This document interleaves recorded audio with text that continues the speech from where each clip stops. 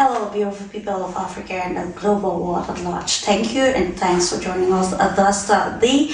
It's Global Insight live from Moscow, the capital city of Russia, and we are actually meeting Yulia Berg, a political scientist who also doubles as the founder of Globe's Experts Club. Today, we want to discuss, have an insightful discussion with her regarding the recent discussion pertaining the Russian-Africa partnership. The discussion held at the State Duma, that is the Russian Parliament, on the 1st of March 2024. They discussed a whole lot of issues, and I remember the deputy chairman of the State Duma saying categorically that the African countries are keen and intentional about cooperating with the Russian Federation. So during this insightful discourse with Yulia Berg, we want to understand deeply what the discussions were all about and how, of course, the Russia-Africa cooperation can be taken to another dimension. Time for us to welcome Yulia Berg. Hello to you, Yulia Berg. It's a pleasure having you this day, and of course for you accepting to talk to the Pan-African media for your media regarding the recent discussions pertaining the Russia-Africa relationship at the State Duma here in Moscow. Thank you. Thank you. It's always a pleasure, and I'm very happy to welcome you here in Moscow this time during the historical events happening. And there was a lot of discussions recently, which is definitely contributing to the development of relationships. So if you don't mind, I would like to give a little bit of a context just for a better Absolutely. I was actually coming to that to understand holistically what this discussion was all about, the content and of course the objectives. Yeah, so it's quite understandable that in the recent maybe 2 or 3 decades there have been almost no cooperation between Russia and Africa. And even before that, when we look at the background and the history, what Russia, or at that point Soviet Union, was mostly associated with was the support of African countries in their struggle for independence. And then some of the infrastructure projects and some of the educational exchanges. So I would assume that at that point, when someone would hear Soviet Union, the clear associations that would come in would be Kalashnikov as a symbol of that struggle for independence, and education infrastructure and those large-scale projects in energy and some other areas. So that's what it was all about. And especially starting from the 90s, when the Russian Federation itself has changed its format after the collapse of the Soviet Union, there has been almost nothing happening up until recently. And Russian Federation was itself in quite a crisis. There was a change of regime, change of everything basically, and it took a while in order to reassemble everything that was, let's say, torn apart and put together the economy of the country and get back to a decent spot at the international arena, because that was also the case. And the reason why I'm mentioning this bit in particular is that comparing the situation in some of the African countries that have also gone through certain turbulence and regime changes and other issues, including military conflicts, which unfortunately the Russian Federation also has quite a lot of experience in. Absolutely, and given the fact that in many African countries you also have a great variety of different languages being spoken, different cultures, different religions, it's also something that within the country here we have been dealing for a while, because the regions that the Russian Federation consists of also have in many cases very different background. You have regions with the vast majority of Muslim population, you have Buddhist regions, you have a region that is, I would assume, the only historical one with Buddhist tradition dominating, which is Kalmykia, for instance. So it's also a great variety, but unfortunately those facts are also not really known, right? Absolutely. So when we talk about cooperation, we need to consider the context. The context, I believe, when we try to understand where and how we can collaborate. So pretty much nothing was happening ever since the 90s up until, if I'm not mistaken, 2019, when a new document was approved. And what's important about it is that it created certain guidelines for international relations, and it created a certain roadmap, right? Absolutely. Because before there was no clear understanding of what we could even do. So another fact that played a huge role in the recent active, let's say, interest and big amount of different kinds of events happening, and generally speaking, the turn towards Africa from the Russian Federation, of course, is the global turbulence. Absolutely. And global transformation that we're going through, especially when the situation in Ukraine and in Donbass intensified. So there we have been observing active military conflict, or not just observing, but it was something that was touching upon, tens of thousands of people, if not millions of people. So that conflict that came to an active phase in 2014 also resulted from a coup d'etat in Ukraine, and basically we see very similar neo-colonial practices being applied in Ukraine and in many African countries. So we see the very same patterns used over there.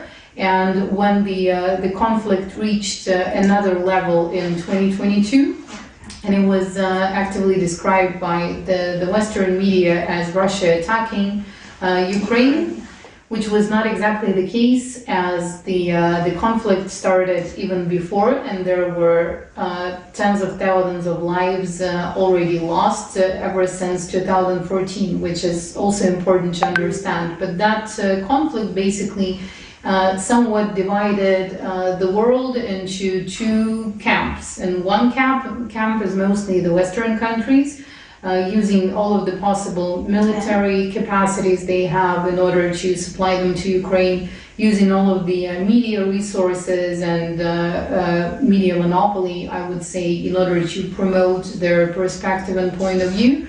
And the other camp is basically Russia and some of the countries that support Russia's position. Yes, and mostly, if you look at it, the countries that support the Russian position are the countries of the global south.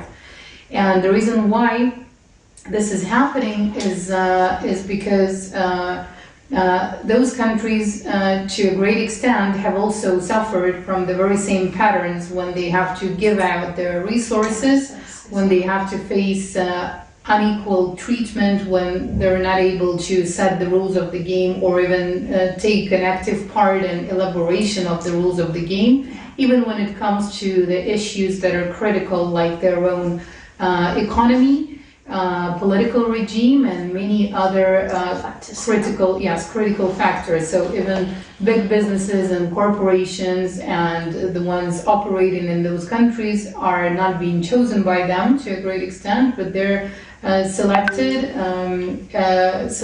and brought from the external side. So I would assume that the active interest towards the Russian Federation itself from Africa and African leaders, African people generally speaking, is related to the fact that Russia decided not to drop on its knees, but to stand still and to stand for its interest. Again, with machine guns in their hands. And again, the struggle unites us in the very same, in different battles of the very same war. So that's why security has become one of the key, or it has been, even in the times of decline of cooperation, security and munition, it has always been an important part of cooperation. And if you look at the economic stats, you would also see that quite a lot of cooperation was based exactly on that. So Sorry to make it a bit. No, that's the essence for us to understand. Actually, the states that you mentioned quite a lot of things which have been really problematic. And if for you, media is in Russia is to appraise the situation and actually give objective information out the pertaining the global changes, especially on the era of the Russia and Ukraine crisis, and why many countries in Africa are actually standing with the Russian Federation. While talking earlier on, you made mention about I call it some sort of a game of interest that is actually involved in the Russia-Ukraine crisis.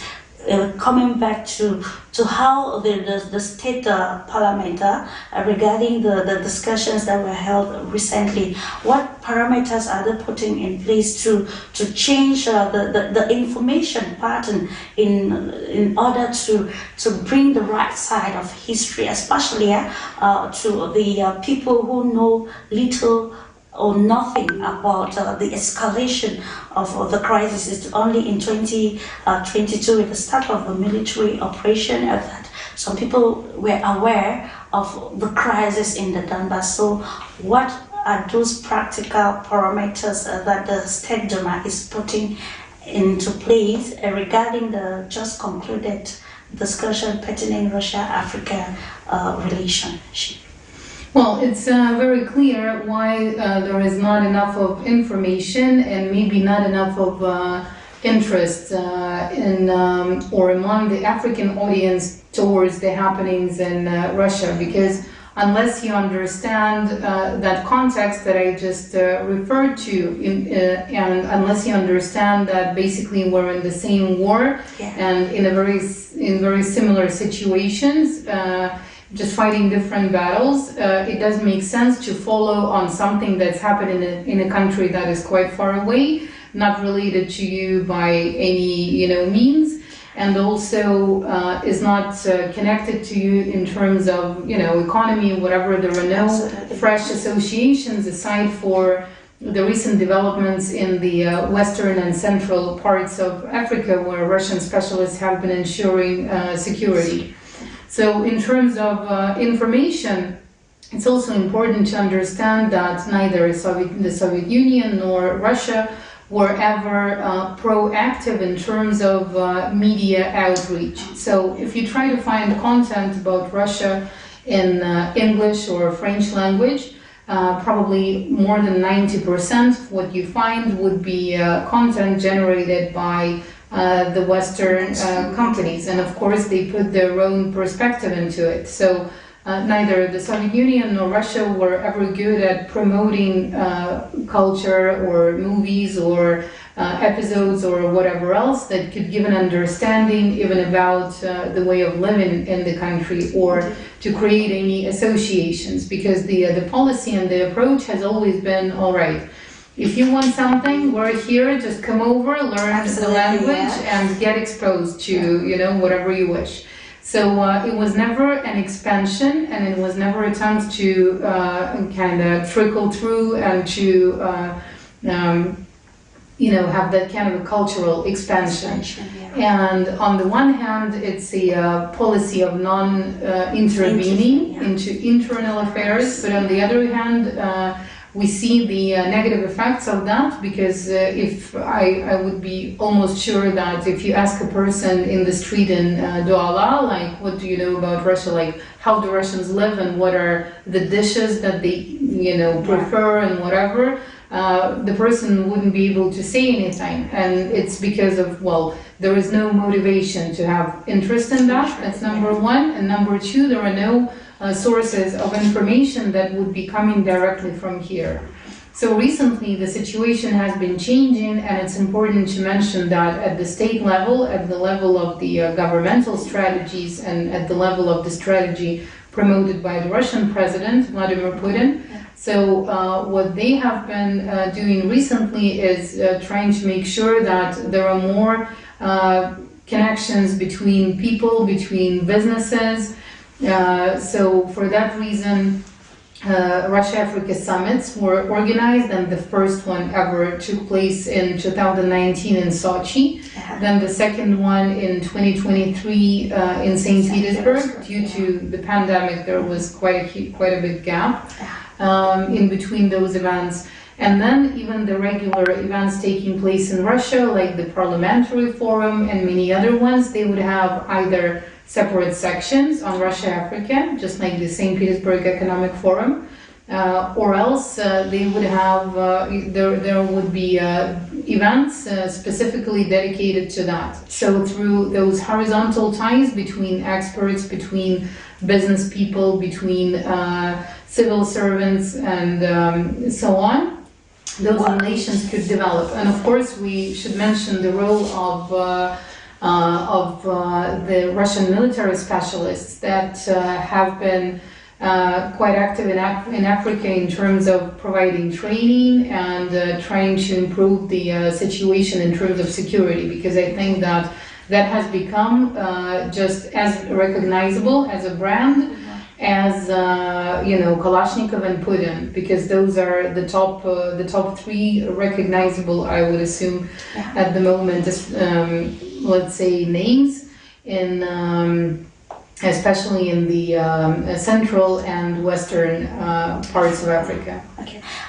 Just to complement what you said, I remember while the president of the Federal Republic of Russia was addressing the nation some days ago, he actually mentioned that the Russia-Africa summit actually created a greater scope for Africa, and then Russia is not going to stay back, but also to continue to see and support Africans in their quest for sovereignty in these times of global changes. And it will be taking us to the next question. Participants at the State Duma still underlined that, of course, Africa has a lot to offer. But then I want us to understand, when people think about Russia in Africa, they think about Russia coming only in the sphere of maybe security and defense.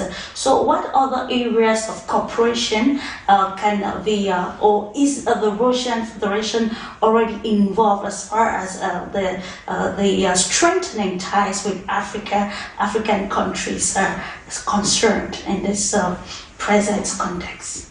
Yeah, I've been building up to answer your first question through other two, and I will definitely elaborate as well on the very specific issues that were being discussed at the State Duma in order to provide legislative support, right? But in order to come to this, we need to dig through many interesting facts. Absolutely. Yeah. And so, answering your question regarding the areas of cooperation and prospective areas of cooperation, well, in those recent years that the businessmen, the officials, the experts, activists were coming to Russia, and Russian actors from business, from civil society and so on were traveling to Africa in a more frequent way, and not just to South Africa, that is a clear partner in BRICS, and that's why there are much more ties and everything, and they're much more diverse. So that opened up the eyes, I would say, of each other to the actual situation on the ground. And so the Africans coming to Russia could see that what else Russia has to offer is IT technologies and a great variety of solutions, digital solutions to civil services, delivery services, and many other areas that have become a very routine practices here in Russia. And there were good examples of Russian businesses coming in to Africa and providing that kind of digital services and platforms wherever it was applicable. At the same time, the Russian business and activists and officials and various delegations that have been traveling to Africa recently, they could see that at the moment, due to the previous, especially Chinese investment, there is a very developed infrastructure for trade, for instance, in all of the port terminals. are making it much easier to bring goods in and to take goods out. Then the development of the agricultural sector and, generally speaking, the fertile soil of the African land also creates opportunities not just for a simple exchange of fertilizers and fruit and vegetables, but it also opens up perspectives in terms of joint ventures and building facilities for processing agricultural products, for making canned food, and different other kinds frozen, both for the local market and for the external market, because clearly in Africa you can harvest up to like 4 times per year. Absolutely, right? So and there is a huge it's a huge continent with a lot of very fertile land that could be used for agriculture. And since in Russia the climate conditions are much more harsh, so we're used to ensuring not just our needs, but also being able to sell agricultural products, especially grain, out. And you can imagine how difficult it is in a country where like half of the year you have either snow or other conditions that are not really favorable for agriculture. Yeah, and it's valid for many other areas, because when you look at the energy infrastructure, Africa is a continent with a very young population and intensively growing demand for electricity. Definitely needs solutions that would be able to cover not just the needs of the households, but also the needs of production. Absolutely, yeah, which is very imperative, Absolutely. You mentioned, sorry that I'm interjecting, just in line with what you're saying, because some pundits still argue like, Russia is not going to be different from other traditional powers that have been present in the continent for a whole lot of years. But, others are still of the viewpoint that it is better to kick off with another partner, to see how imperative or the importance of this in the boosting. It's all about ensuring a cooperation that will lead to maybe the total transformation of the continent Africa. It is richly blessed. So I think let me just join this with this question: how you perceive the openness of African states towards cooperating with the Russian Federation, and then how optimistic they are about the fact that this cooperation will surely lead to the transformation that the continent needs at this particular moment, especially the economic transformation that will actually make the young and vibrant youthful population very active in the areas maybe economy and otherwise. Energy generation could be a major game changer for the continent, because at the moment, I'm not sure about the very recent statistics, but around 4 or 5 years ago when I was looking at it, around 2/3 of the population of sub-Saharan Africa didn't have regular access to electricity.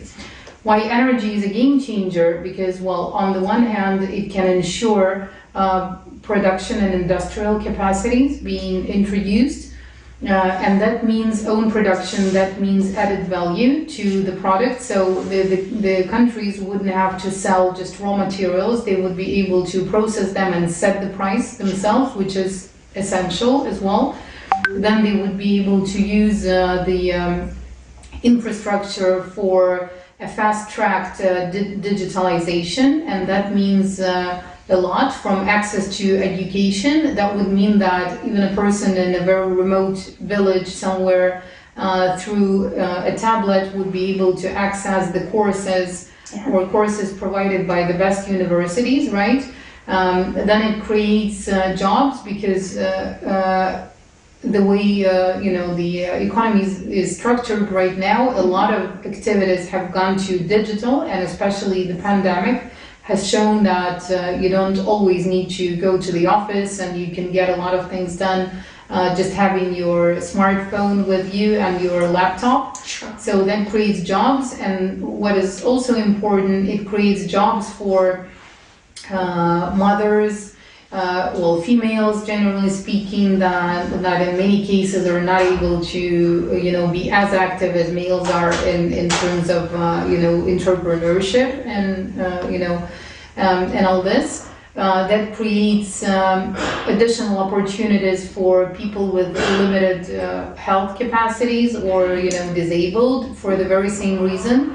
That opens up educational opportunities just generally speaking for, self-development for millions and millions of people. So it really is a major game changer, because having an industry and having production can ensure a very clear growth in terms of economy. And you can see as a great example, China, right? Indeed, yeah. So China 50 years ago was, you couldn't call it a super developed country with all of the infrastructure and everything else. Sure.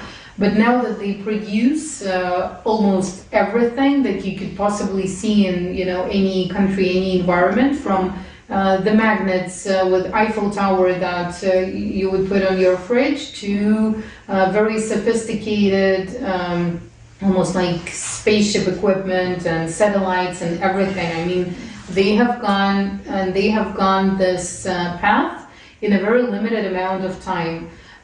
Because they had a good strategy, number one, and number two, since a lot of production was moved from Europe and the United States into China, so they started off just having cheap labor, let's say, and a bad economic situation, and in 20 or maybe 30 years, they have come to a situation in which China is the main trade partner of many countries.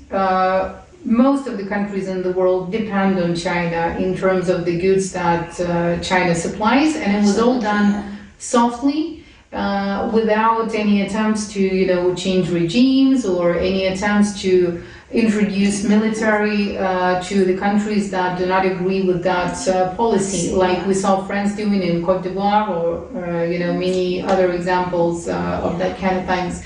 So energy is a major game changer, and I think here we would also see some very good developments related to cooperation with Russia, because Russia, again, given the fact that it's a very big country with not that much population, and at the same time it's a country with a very complicated climate where just 15% of the territory is somewhat comfortable for living and doing agriculture. So you have those areas where the temperature is below zero like most of the year. So being able to do mining in such complicated conditions, being able to provide sustainable energy infrastructure in such conditions, means that doing the very same thing in a country that is not or on a continent that is not super cold but super hot would probably be easier, just because at least water it is time for the moment for exchange of expertise to actually give impetus to this relationship between the Russian Federation and Africa.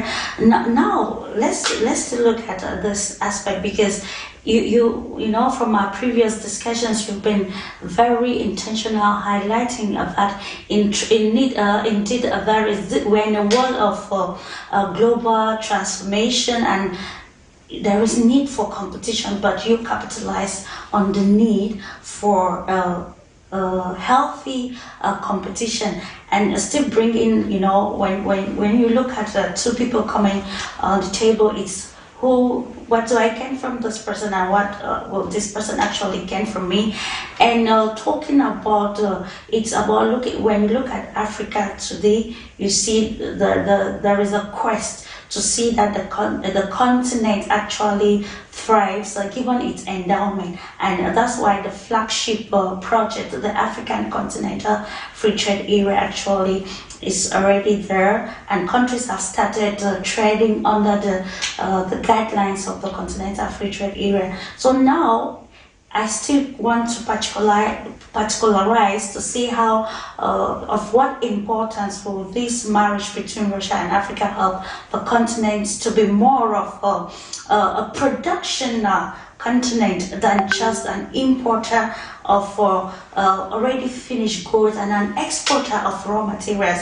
You can attest that, you know, the soil, the African continent is richly endowed both in natural resources and even the human capital. You made an example of China, you know, cheap labor. Africa has all of those things. So now we need to know how will this marriage between Russia and Africa maybe in the years to come show feasible transformation in terms of economic development and even why not the social development around the continent that will even give people the quiet to say it was good Africa collaborated with the Russian Federation. Now, in terms of the global transformation, the key framework concept that the West is currently actively fighting against, but it's unstoppable and there is nothing you can do about it. It's inevitable for a new system to come. So it's the multipolarity or multilateralism, which means that you have many actors, many sovereign actors, each of which is capable of making own decisions and is able to bring what they have to the table in order to trade it in a more balanced and fair way, right? So when you look at what it means for Africa, and even cooperation with like the BRICS countries and the BRICS Plus, because it's you know, a bigger number of countries at the moment. What it means for Africa is that instead of selling their raw materials and using cheap and in some cases even slave labor in order to dig out the rare earth material, rare earth metals and you know other like raw materials and send them to France, for instance, the continent can choose partners and say, okay, fine, Chinese come and build infrastructure, Russians come and bring the cheap and durable technologies, or bring us digital technologies, like India, you know, we can cooperate in terms of production. So it's about redefining Africa's foreign policies. Yes, you don't have to sell what you have cheap to France, for instance. And I'm mentioning France because France has been the key beneficiary. Right? Other countries, when you look at, you know, how much they invest, and of course they do invest, the United States and the European Union, they do invest into Africa, but trust me, they take much more. And simple analysis would show you those figures, that it's always, you know, investing a little bit, just like sprinkling some dollars over the continent and taking out much more. And I mean, you don't need even if you're a complete, you know, not even a foreigner, but an extraterrestrial coming to look at the map of Africa, especially when you talk about the central and western parts of Africa, you will see even by the railroad infrastructure that it has not been fair. I mean, most of the railroads would lead from, you know, mines to the seaport, and that's it. I mean, even in the south of the continent, you had a much more smart, strategic, and humane approach, because the British probably understood a bit better that if you invest well into the infrastructure and ensure trade and ensure, you know, growth of the economy itself, you can, you know, even within the framework of the neo-colonial model, you can deal with stronger entities, right? Rather than in France, where you know, the French would leave and just you know, destroy all of the infrastructure and like burn everything behind them. So unfortunately, that was the case in the west of Africa, you know, for many countries. But at the same time, it creates a lot of opportunities, because I mean, when you look at, you know, some of the countries of the western part of the continent, everything is needed. So you can look at the whole variety of what the world has to offer and make own decisions, like, okay, infrastructure to come from China, or, you know, the I don't know, the port terminals to be upgraded by the Chinese, IT solutions to come from India, energy solutions to come from Russia, and so on. So that is key. principle of the multipolarity that we'll talk about, but we haven't really seen in action, but that's what it's supposed to be about. And key thing that you need for it is sovereignty. Indeed, because yes. when you have your financial system regulated by France and the currency exchange rates set by France and other key economic decisions made outside of the country, there is no fair trade you can even possibly be discussing, right? Sure. So, and that's why the West is actively fighting against those unions. That's why they're applying so much pressure on the African countries, both in terms of imposing sanctions and just threatening people that are even traveling to Russia, trying to do business with Russia. But also in terms of the media and information wars and expansion, trying to demonize the country, say that there is nothing you can possibly even get from it. Of course, Russia doesn't have, for instance, financial resources to the same extent China has them, right? Yeah. And it would have been quite stupid to try to compete in terms of that. But in this multilateral model, what you have is first, once you have sovereignty, you keep it real and you evaluate what you actually have and what you can bring to the table and what you need in terms of partnerships. And another important thing that I would like to mention in terms of differences between the approach of the Russian Federation and the approach of the, let's say, the Western countries in terms of Africa. When you look at the resources like gold and diamonds and rare earth metals and everything else, we have it all. We don't need to take it from Africa. I mean, you can always trade that and whatever. But in Russia, the natural resources are not even used to the full extent. Absolutely. So when you look at the costs and logistics and everything, okay, you can mine gold in Africa. But then with the logistics and with the fact that you cannot fully process it in the country, so you take raw material to Russia, let's say, and then you process it, and then you make, some item that you can eventually sell or use it in for creation of hardware or whatsoever else. The cost-benefit analysis wouldn't, in most of the cases, wouldn't tell you that you should even go for it. Sure. For European countries and for the United States, the situation is a bit different because they do not mine anything. Well, they do mine something, but they do not mine enough. They try not to use their own resources, and when they have access to the super cheap African resources, of course, they choose to use it. But in Russia, with at the moment we have around less than 160 million of population.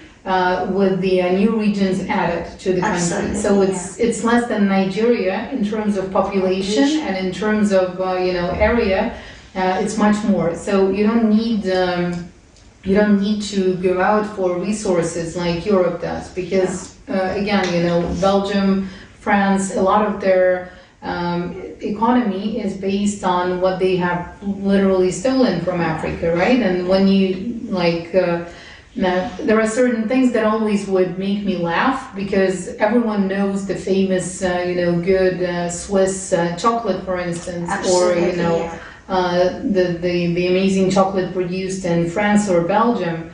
But if you ask those people, do you even know how cocoa plant looks like? No one would tell you. And it's no. This is our production, we're so famous for it, but sorry, where do you take it from? The same with English tea, for instance. And I think there's already a wind of change blowing across the continent, Africa, and even the political stakeholders are quite more aware of the narratives now, and I think that a lot is being done to draw the lines between cooperation and, of course, interference, which I would also want you to elaborate on.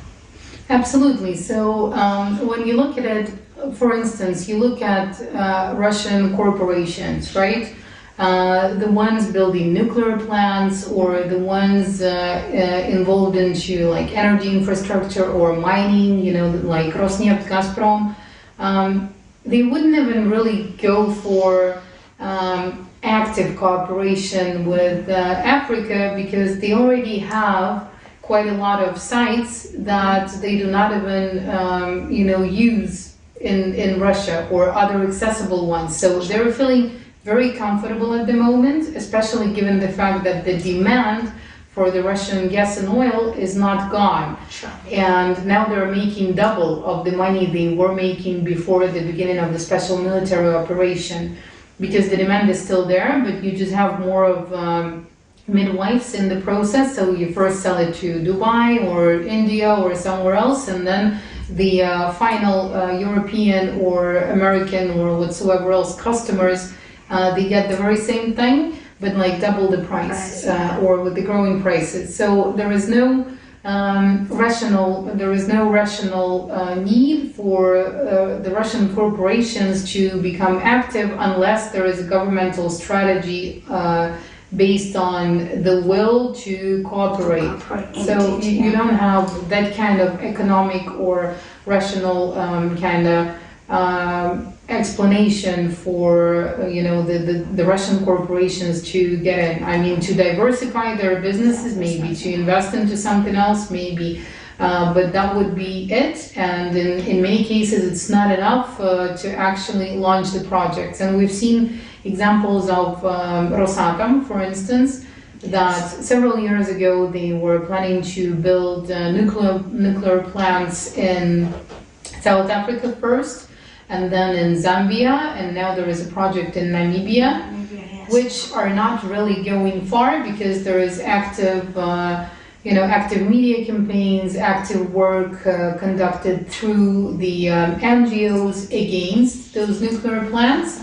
And Rosatom is like, fine, we're not, getting into this information war. If you guys want a nuclear plant, we're here. If you don't want a nuclear plant, fine, So that's a very different approach. But I do understand that, especially now, given the fact that the Russian official Ministry of Defense and military is entering with instructors to countries like Burkina Faso and Mali and Niger and Central African Republic, for ordinary people, like in the street, that or in some village, right, that do not follow the geopolitical agenda much. Absolutely, it's hard to explain the difference between these white people and those white people. Those white people, it's but true, the difference is there. I mean, it's just that these white people are not active in promoting their, public image or whatever else. They're not coming to say we bring democracy and whatsoever else.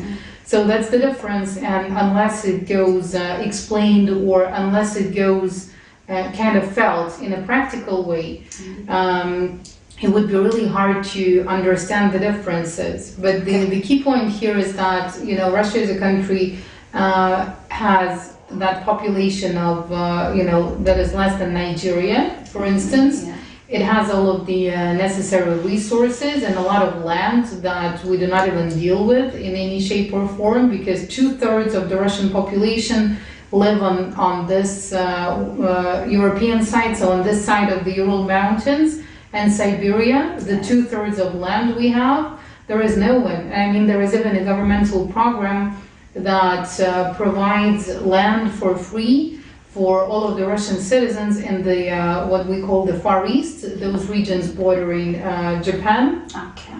But not too many people want to even use it. I mean, there is no problem with like land or resources, but there is an issue in terms of this geopolitical pressure. And when you talk about colonization, or generally speaking, all those methods, creating controlled, like West-controlled opposition, working through the media, kind of making sure that those quite perverted to a great extent values trickle in, or trying to make sure that the very core of the culture, religion is being questioned. And in many cases, what you see coming in is not just simply destructive, but it's quite satanic, right? Absolutely. So when you see, Ukraine is probably what Russia would have looked like if it was fully colonized, right? Absolutely. And when you see what happens also to the church, So they try to divide and conquer everywhere, including the issues related to the church and, you know, the Orthodox religion itself. So once they managed to complete that mission, what you had happening within the churches and the temples during the you know, festive seasons and everything, it was you know, complete nonsense. And when you see those videos, those images, you understand that what is actually happening is that they're trying to break people from the inside, break them from the inside in terms of messing up their value systems, messing up their key kind of like priorities in life, right? And if that's the model that is being brought, and you know, the other side, the so-called barbaric global South and Russia, which is in the eyes of the West the very same thing, you know, like the barbarians from Russia, barbarians from the global South, that all need to be taught and explained how to live the life well, you know. Traditional values that are being still mostly supported in those countries, you know, values of family values, values of, generally speaking, development, and it's the same in Asia, in Africa, in Russia. Those are the ones ensuring evolution, ensuring development, and ensuring that, you know, life continues in a constructive way, which unfortunately cannot be said about the agenda that the West is actively promoting for everyone to get into. Indeed, of course, we are in an era of greater information, and I am also quite aware of that you have actually founded this global experts club. And can you actually elaborate on the significance of this experts council and the development and support of this cooperation between the Russian Federation and the African continent? I think we are concluding with that aspect here. Well, the Globus Expert Club was founded at the very beginning of March 2022, right after the beginning of the special military operation, so around 2 years ago. And it was founded specifically to discuss the post-transformation agenda. So at that point, I should tell you that at that point, many of the international experts that we were holding discussions with, they wouldn't even dare to go public with that agenda because of the pressure, because of the demonized image of Russia. Yes, and I mean, me personally, I'm sanctioned since 2021, and not too many people at that point would even dare to, you know, have something coming up in public, you know, with me, like events or even like photos or whatsoever else. But I see that the situation is changing. More of experts are openly speaking, coming to Russia. They do not just talk in their like kitchens or closed, you know, environment about the issues that worry them. But the idea of the expert club was to focus on constructive agenda, because even within the framework of the special military operation, what is being discussed is denazification, de-dollarization, and a lot of and anti-neocolonial whatsoever agenda, but not too much of constructive agenda, you know, laid out. So the idea was to discuss the image of the desirable future emanating from, you know, the expert point of view, because unless you talk about it and do something towards that, you might face the future that you wouldn't like. Absolutely. Yes. Indeed. So that's the point. And going back to the very first question that you asked, now that we see the full complexity of the processes, both at the local level and at the global level, I should say that it's a very important step. Creation of an expert council as a part of the state parliament, and Mr. Alexander Babakov, who's also quite experienced in energy issues, by the way. So he has the strategic understanding of what that cooperation could be based on and how it can be created. And it's very clear that you need to lay the very foundations that are in this case, the legislative framework, to make sure that the Russian businesses not even the big corporations, but medium-sized businesses and small-sized businesses have support from this side to go to Africa.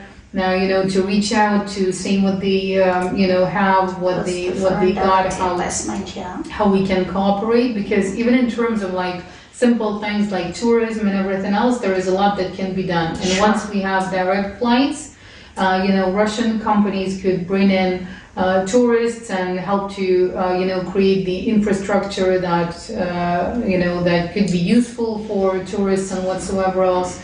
And invest even at small scale into small enterprises and those kind of things.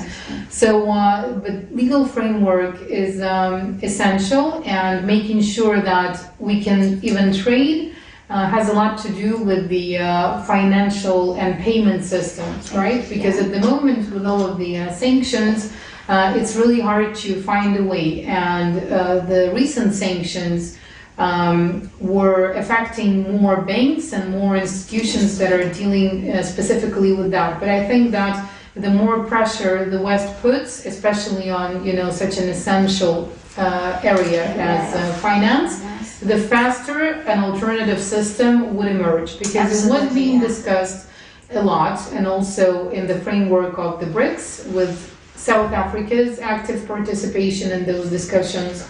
And I'm absolutely sure that the more pressure applied, the faster it wouldn't be a revolution at the global level, but I see it as a fast-forwarded evolution that will be taking place, and it's simply inevitable. So I hope there are not